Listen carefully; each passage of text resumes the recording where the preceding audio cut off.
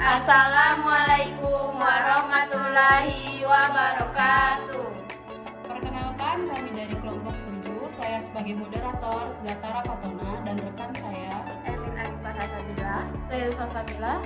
Kami akan mempresentasikan Perbandingan kurikulum pendidikan di negara Brunei Darussalam dan negara Indonesia. Selamat menyaksikan. Perbandingan pendidikan negara Brunei dan Indonesia. Brunei merupakan negara ke-6 ASEAN, mendapat merdeka dari Inggris pada tanggal 1 Januari 1984. Negara Brunei memakai sistem kepemimpinan sultan dan pemerintahan perdana menteri. Adapun sejarah pendidikan di Brunei, yang pertama ada pendidikan formal dimulai pada tahun 1912 dengan dibukanya sekolah Melayu di Bandar Brunei.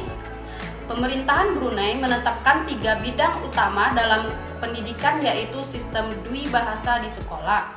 Yang kedua ada konsep Melayu Islam beraja dalam kurikulum sekolah. Dan yang ketiga ada peningkatan sumber daya manusia berpendidikan, kejuruan, dan teknik. Sedangkan sistem pendidikan umum di Brunei banyak kesamaan dengan negara Commonwealth seperti Inggris, Malaysia, dan Singapura. Baiklah, rekan saya akan menjelaskan perbedaan sistem kurikulum pendidikan Brunei Darussalam dan Indonesia.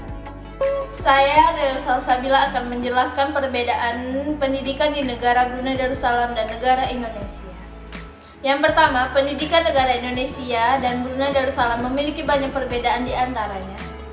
Pada sistem informasi, taman kanak-kanak dan sistem pendidikan untuk di tingkat menengah dan atas, serta pada penggunaan bahasa Inggris dalam proses belajar mengajar. Yang kedua, pendidikan dasar di Indonesia dimulai ketika anak-anak berusia 6 tahun. Sedangkan di Brunei Darussalam, taman kanak-kanak diwajibkan berusia 5 tahun sehingga pada umur 6 tahun anak-anak diterima di SD.